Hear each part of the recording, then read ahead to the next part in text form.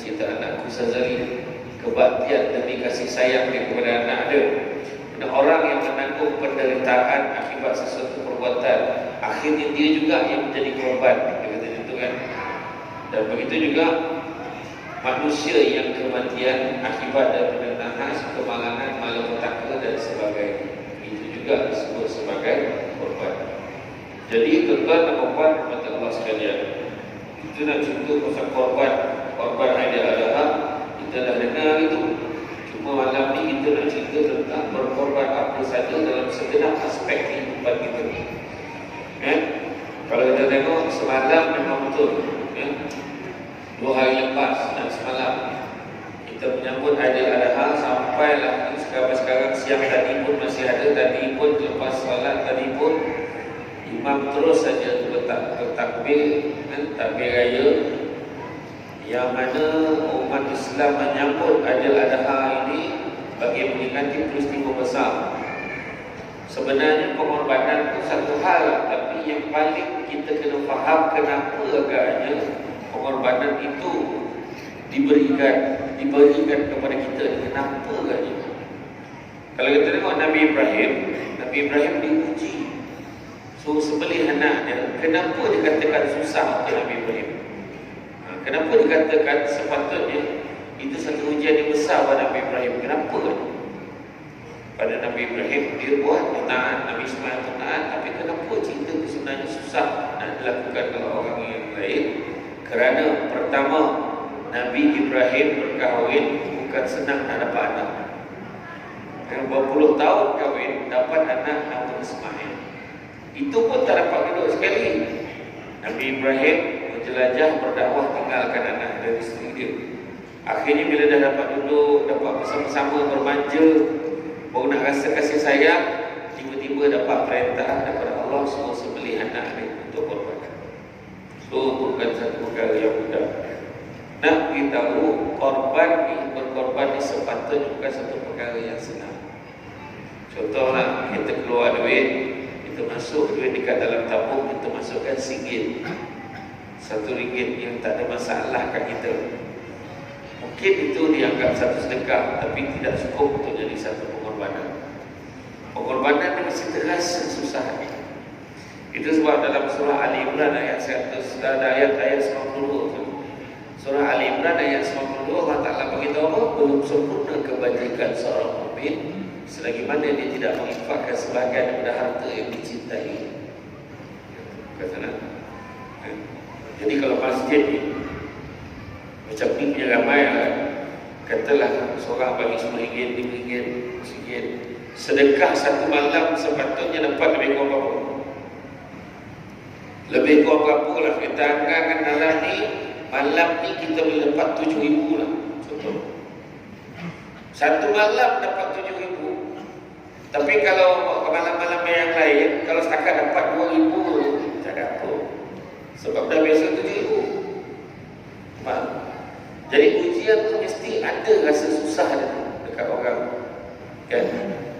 Terus sebab kita tengok kedua-dua insan hebat ni, Nabi Ibrahim dan Nabi Ismail, kan, sanggup meletakkan perintah Allah untuk melebihi kepentingan dan juga keinginan pribadi. Nak pergi semayang masjid macam ni cantik, kapet tebal, tapi disebabkan hujan, sejuk, sedap tidur ni. Tapi kita tinggalkan tempat tidur itu sebab nak datang semayang. Allah tahu, Allah Maha mengetahui dalam hati kita susah betul nak tinggalkan katil ni. Jadi itu satu bentuk pengorbanan. Nabi Ibrahim dan anaknya melaksanakan perintah Allah hanya untuk menzahirkan ketaatan dan keakuran sebagai hamba yang taat. Hidup kita dalam dunia, tuan-tuan dan puan sekalian, kena ada 5 perkara. Pertama, sabar. Bila sebab nak sampai, sabar. Aku tak rehat lagi tahu ni. Sampai pukul 9:30 pagi terus ke kampung.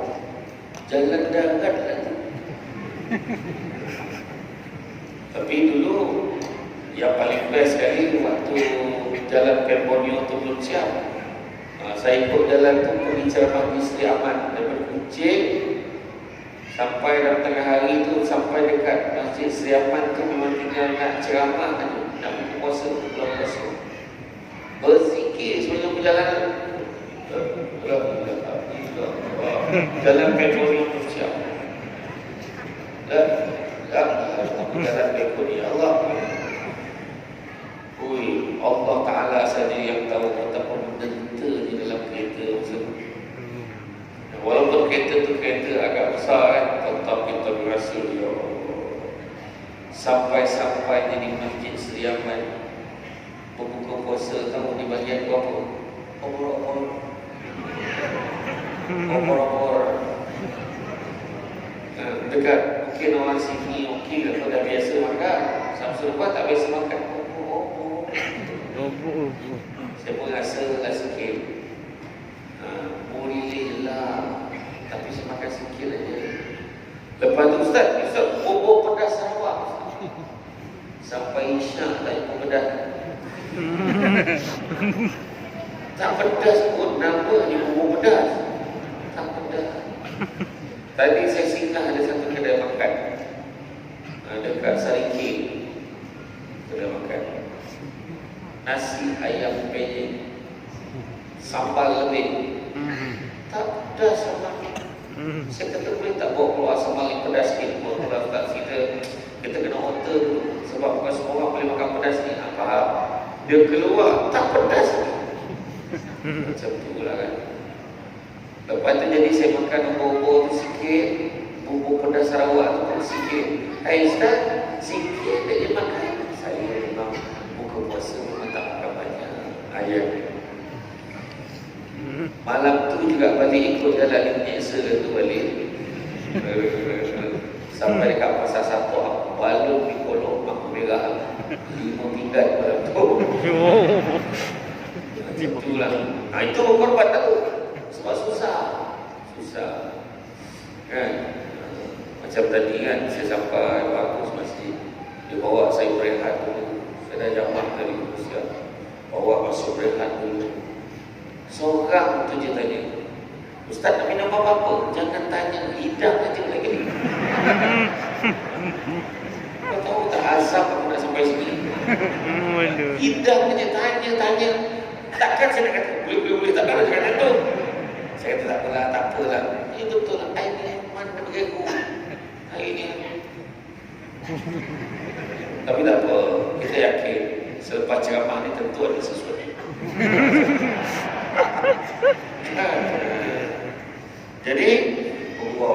Jadi akhirnya pengorbanan Nabi Ibrahim dan Nabi Ismail ini diiktiraf sebagai nak membuktikan betapa bersabar. Itu sebab hidup kita yang pertama kena sabar. Sabar, suami isteri kena sabar. Hidup kita ni bukan drama. Bukan semua lelaki sama seperti Emil. Nampak? Mengubah gelap. Asal curang aja lelaki. Mentang-mentang akan drama macam tu, perempuan itu yang baik Khalish, yang jahat Emil. Tunggu Samsul buat siapkan skrip buat drama terbaru lelaki itu. Macam tu lah. Jadi sabar, hidup kena sabar. Tengok ni sekarang aku pergi umrah, pergi haji, tengok macam-macam, tiba-tiba hotel dia tak ada, tiba-tiba ni sabar, banyak-banyak ujian Allah bagi ke kita. Kalau pergi umrah sampai dekat airport, taklimat daripada syarikat travel, kita pergi umrah ni kena sabar, kita kena betulkan niat kita, kerana betulkan niat Allah. Kadang-kadang dia tidak seperti mana yang kita rancangkan. Maknanya hotel pun tukar. Dia dah cakap awal-awal, tak ada, dia dah nampak di KLIA lagi, dah nampak kan? Hati-hati ya. Hati-hati. Banyak sangat syarikat-syarikat hari ini yang mengambil kesempatan kepada jemaah Dan cari syarikat cari orang yang betul nak pergi. Siapa yang nak pergi haji memang confirm kena sabar banyak-banyak. Orang ramai, mahal macam mana pun tetap ramai yang pergi tanah suci sekarang. Siapa yang belum daftar lagi nak pergi haji, kalau baru daftar hari ini, insya-Allah kalau tak ada apa-apa minta boleh pergi pada tahun 2148. 3 kali mati hidup kali pergi lagi. Belum mati ni. 3 kali. Itu perancangan manusia. Sabar, hidup kena sabar. Bak kata orang cantik dipandang bulan mengambang barang diawan. Kalau dah hidup namanya orang, takkan lagi daripada ujian dan dugaan. Tentu ada ujian. Tengok ni, nak dengar ceramah ni pun kena sabar. Bukan semua orang dapat tengok direct. Ada orang duduk belakang tiang. Siap betul. Kan? Ada orang tu pula memang pilih belakang, banyak belakang aja dengan harapan dia balik orang tak perasan. Kan? Iya. Di semua ada pahala ni. Malaikat cantik pahala kita duduk dalam majlis ilmu. Malaikat cantik. Oi, setan datang tak? Tahu juga. Setan dia kacau kita pun. Pertama dia letak tongkat. Macam ni je tak ada. Lepas tu yang tu setan dia cakap belakang. Sedap je. Bawa sadarkan diri. Contoh. Jangan berkali yang contoh. Contoh. Contoh. Itu nikmat. Kan? Ada satu tiang tu dia punya je tiang. Satu lagi setan dia campur dia pun disampul pula celak dekat mata. Tu yang ngantuk. Dekat rumah payah kan itu. Dalam majlis ilmu tegak-tegak dia tidur. Tapi ada tak ustaz-ustazah ajar doa yang ngantuk? Doa yang ngantuk. Doa yang ngantuk senang ni. Bismillahirrahmanirrahim. Wa billahi taufiq wal hidayah. Wassalamualaikum warahmatullahi wabarakatuh. Baca doa tu hilang ngantuk. Orang yang dengar ceramah mesti tegak. Tapi saya belum baca lagi, baru share. Sabar banyak-banyak. Ujian sakit Tuhan bagi. Pernah satu ketika kalau kita tengok dalam kitab bekas yang kita daripada Imam Al-Ghazali, Allah Ta'ala bagi ujian kepada manusia. Ujian kepada manusia ni supaya sabar. Sabar tu ada 3 jenis. Sabar yang pertama, sabar untuk taat perintah Allah. Bukan senang taat perintah Allah tak?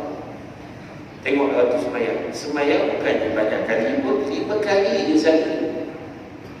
Dalam banyak-banyak waktu solat, yang paling susah adalah waktu yang paling sikit rakaatnya. Bukan yang paling banyak. Yang paling sikit rakaat subuh, ramai orang terlepas. Nak pula Sarawak kan? Sebab subuh dia awal daripada semayang. Sabar lagi awal. Bukan senang nak bangun awal. Yang bangun tu yang terpilih je. Ini yang bangun tu kadang bukan subuh gajah, subuh dinosaur. Dah pupus subuh tu baru nak subuh 5 minit sebelum zuhur. Subuh dia 5 minit sebelum zuhur. Buat dekat masjid dulu. Imam pun terjun. Dekat-dekat nak azan terengang. Allah Ta'ala firman hadap sambung pulang. Itu. Sabar untuk taat perintah Allah. Ini susah. Semayang. Ini susah. Nabi dulu berapa waktu mula-mula dapat waktu peristiwa Isra Mi'raj. Diberitahu oleh Allah Ta'ala, aku fardukan kepada dan umatmu sembahyang 50 waktu. 50. Tak jadi kerja jadi 50 aja. Naik turun kurang 10. Naik turun kurang 5. Turun kurang 5. Daripada 50, 45, 40, 35, 30. Kalau sekali tinggal 5 waktu je. Masa tinggal 5 waktu tu, Nabi Musa kata apa? Wahai Muhammad, kau pergilah naik balik minta dengan Allah Ta'ala kurangkan lagi. 5 ni pun tak terbuat umatmu. Kata Nabi Musa. tak tahu buat. Nabi kata apa? Aku dah tak ada muka, dah malu sangat dah. Biarlah lima-lima. Itu pun ada yang cakap, Nabi patut kena naik sikit lagi. Itu akal kau tak nak semayang. Lagi satu, apa yang susah tu? Kena sabar tak ada nak kaki tu. Sebab azan pada waktu pagi tu kan, Allahu Akbar. Dahlah tidur sedap. Lepas tu sejuk mana? Air sejuk. Mimpi tengah sedap. Macam-macam. Baru nak pergi, solat ni pula tak jadi bangun. Contoh kan? Tu belum cerita dah nak pergi ke masjid, terdengar azan tak jadi masuk dalam rumah kan? Azan subuhnya menakutkan. Baru nak keluar rumah terdengar azan subuh.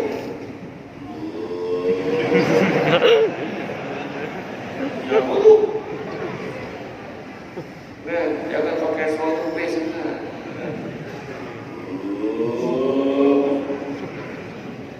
Masuk dalam rumah balik takut.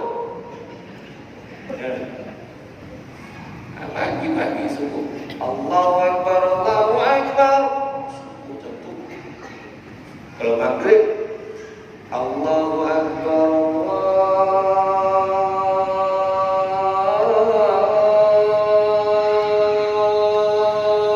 Allahu Akbar. Kalau subuh, hayya al-salah. Maghrib, hayya al-salah.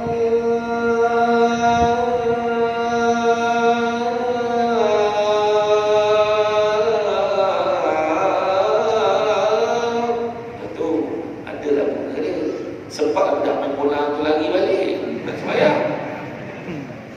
Kan? Betul. Jadi mana kata kena sabar. Sabar taat perintah Allah. Kedua, sabar meninggalkan larangan Allah. Bukan senang. Benda yang Allah larang tu yang sedap buat. Mengumpat kan?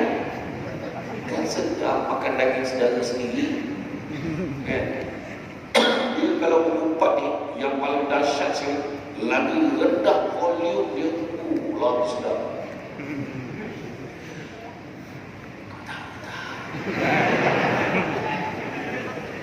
Tak apa-apa. Samsul lepas. Ada. Tadi saya lalu tadi, saya maafkan orang yang mengumpat saya. Tingginya. Samsul lepas ni saya set model memang tinggi. Model minyak cakapan. Betul lah. Tinggi. Lepas tu dah tengok-tengok, tinggi dekat tu. Masam. Tak apa. Saya maafkan. Mengumpat, kadang-kadang disebabkan kita tengok dalam kitab bukan siapa itu menang jiwa daripada Imam Al-Ghazali. Satu perkara yang paling susah kita nak ceritakan, mengumpat dan juga ribah dan juga fitnah. Ribah dan fitnah ada satu tadi. Fitnah kita cakap tentang orang lain yang kita buat, itu fitnah. Tapi kalau cakap benda yang memang ada pada dia, itu ribah, mengata, mengumpat. Yang mana kalau tuan punya badan dengar, barang-barang kali dia kecil hati. Contohlah kita cakap, mana dia orang pakai tudung macam tu lagi dah? Terus pakai tudung-tudung yang kecil-kecil. Kita cakap, dia tak dengar. Kalau dia dengar, dia kecil hati tak? Kecil hati, ribah. Kan? Betul? Ada orang pakai tudung saji lagi dah. Tudung saji. Apa dia bawa lagi motor buruk tu? Dia kau tengok kopiah ni dah merah-merah, dah kepam, dah kotor, pakai lagi. Ayat dia. Itu sebab elakkan bercakap benda-benda yang tak ada point buat apa. Buat nama dosa. Tengah mengumpat, kau tu lah, si sampul tu kan tak sangka dia kena tangkap. You ke bila yang seorang lagi bilang. Datang yang seorang lagi, dia tegur. Kita baik tau cakap-cakap pasal orang, jangan Alah, macam apa tu baik sangat. Nampak? Bukan senang, kena sabar. Memang aku ni tak baik, tapi anggaplah ini usaha aku nak jadi baik. Nampak? Dan yang ketiga, sabar. Tadi sabar tentang perintah Allah, terus sabar untuk meninggalkan larangan Allah, dan yang paling hebat sekali, sabar dalam menghadapi ujian dan dugaan daripada Allah SWT. Bila kita diuji, Allah Ta'ala akan hantar malaikat. Contohnya Allah bagi ujian apa? Kita minum mahal lah. Sedap betul air kosong. Allah uji apa? Allah uji dengan sakit misalnya. Allah bagi demam, Allah bagi tak sihat, Allah bagi batuk, Allah bagi pening kepala, Allah bagi influenza ABC, Allah bagi penyakit COVID-19. COVID-19 pun faham, COVID-19 tak faham. Allah bagi penyakit selsema. Hidup tersumbat bukan senang. Berapa orang yang tidur hidup tersumbat? Ada pusing sini, turun belah sini. Pusing sini, turun belah sini. Betul tak? Lepas tu, halo, hidup ni. Marah siapa? Kita tak sedar bila kita mohon kepada yang bagi kita. Tambah air lagi. Terima kasih banyak. Kita mohon kepada siapa yang bagi? Allah bagi sakit dekat kita. Jadi setiap kali Allah bagi ujian sakit pada kita, demam misalnya, Allah hantar 2 malaikat. Kau pergi tengok simpulan-simpulan itu kata apa? Tengok samsul itu kata apa? Dia datang tengok, Allah, mungkin Allah bagi aku demam ni, dia memberi rehat. Oh, Alhamdulillah. Maka malaikat kembali report kepada Allah Ta'ala. Bukan Allah tak tahu, Allah Maha mengetahui. Allah saja bagi kita ke malaikat. Malaikat kata, ya Allah, lelaki ini dia cakap syukur Alhamdulillah dia sakit, dan dia yakin dia sakit itu sebab kau bagi dia supaya dia boleh rehat. Bila dia bersyukur, kata Allah, kalau bersyukur, andai kata dia mati akan memasukkan dia ke dalam syurga, dan andai kata dia hidup, aku akan gantikan daging dan darahnya dengan daging dan darah yang baru. Macam itulah. Tapi kalau kita jawab, bila demam kan, aduh, kita boleh hidup aku jadi mati lagi baik. Contoh, kita merungut. Maka bila kita merungut, malaikat lapor kepada Allah Ta'ala. Allah Ta'ala kata apa? Suruhlah dia cari sembah Tuhan selain padamu. Kerana Allah tak ada pandang dah kita. Allah bagi ujian supaya kita ni sedar. Orang yang sakit dia biasa ingat Allah.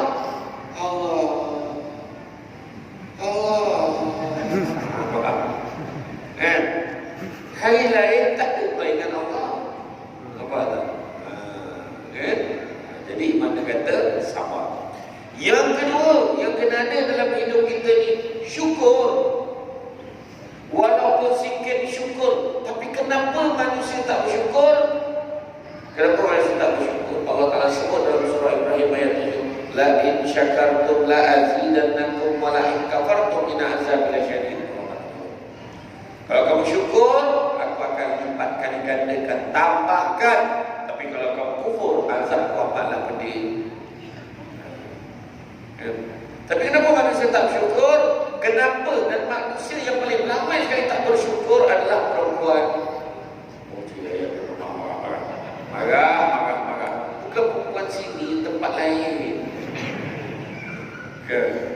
Lelaki perempuan sama. Sebab dalam Quran pun bagi tahu, sesungguhnya manusia itu dilahirkan sifatnya mengeluh, berkeluh kesah, lagi kikir.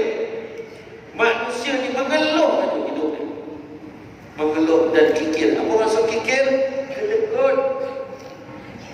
Kadang-kadang itu terus tu kedemut. Kedekut campur kemut. Kedemut. Duit tak nak keluar langsung. Korban pun tak nak masuk. Duit ada tapi tak nak masuk. Bagi alasan mahal lah sekarang. Berapa satu bahagian? Satu bahagian 1,000. Binatang apa tu? Sembelih apa? Lembu. Oh, murah lagi. Sabi Allah. Kerbau lagi mahal. Di Limbang kerbau murah lagi. Tapi Limbang itu sampai dekat roundabout tu ada kerbau. 1,000 mana tu? 1,000, mahal betul. Kita boleh cakap harga masuk korban mahal. Astro full package. Netflix bayar bulan-bulan. Top up internet setiap hari. Macam nak mati tak ada internet. Boleh tak? Sedangkan duit tu, duit yang Astro full package tadi kalau kita tolak bulan-bulan buat tu, sebulan 200, 5 bulan dah settle dah satu bahagian. Nampak tak? Nampak? Dari cerita tadi kita terlupa bagi kita dengan Allah. Itu tak boleh, ini tak boleh. Bohong itu mahal betul. 1,000 dekat sana baru 300. Oh, dekat 300. Manusia ni dia pun berkesal lagi fikir. Urut aja ada je urut. Lambat putus tak ceramahan. Lambat betul. Lama pula kursi dia bocah. Dia cakap ram, saya tak cakap ram, saya okey je. Nama Samsul debat tu nama gelaran tu, bukan bin debat. Ada yang tanya dalam Facebook, kenapa nama ayah dia debat? Alhamdulillah. Sabar je. Jangan syukur. Kadang-kadang kenapa lah macam ni? Kita marah dengan suami kita. Abang ni susah lah hidup macam ni. I fed up tau. Nyampah.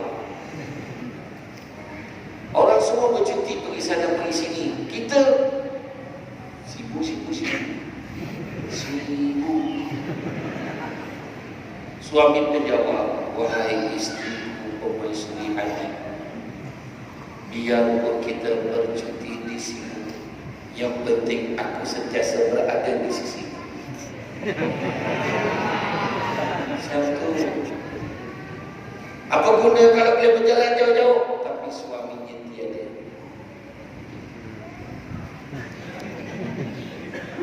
Itulah ini masalahnya. Pertama, manusia tak bersyukur. Kenapa?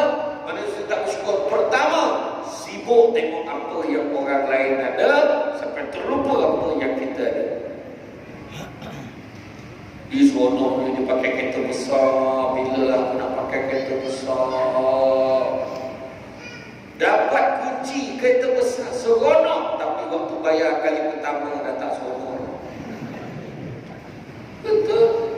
Kenapa lampau tak baru? Dah elok kereta dulu dah nak ambil bayar. Itu dunia ini kesenangan yang memperdayakan.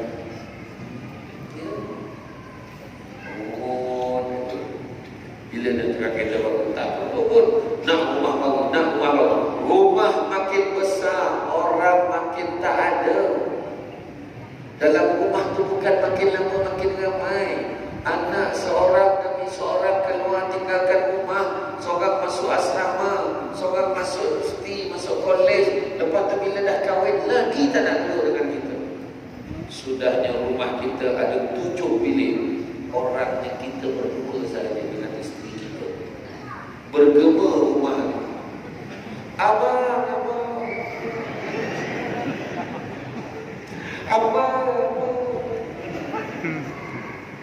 Jom makan. Apa? Pekak ke?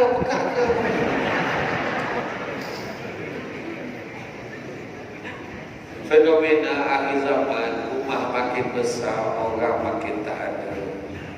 Pakai jam tangan mahal tapi tak pernah tepat waktu. Melancung satu dunia, jiran sebelah rumah pun tak kenal. Air minuman semakin banyak jenis, tapi air bersih makin tak ada. Air minuman banyak jenis, extra jos, tem biji, demikian lagi.